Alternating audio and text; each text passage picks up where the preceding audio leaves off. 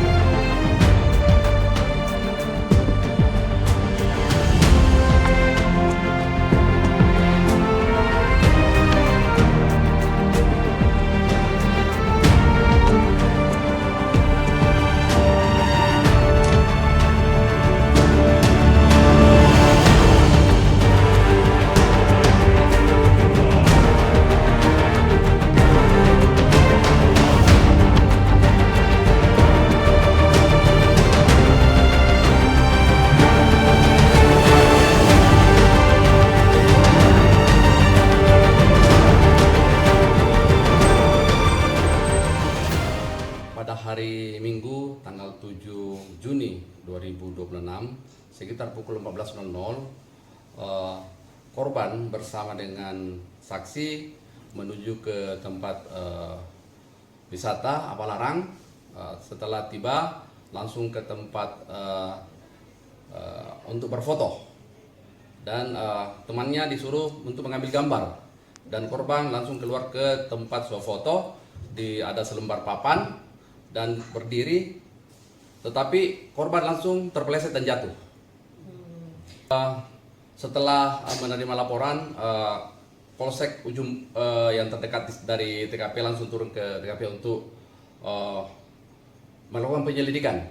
Jadi untuk sementara adalah pihak pengelola pariwisata terjadi kelalaian dalam dia membuat suatu tempat wisata dan tidak memakai K3 atau pengamanan di sekitar tempat wisata.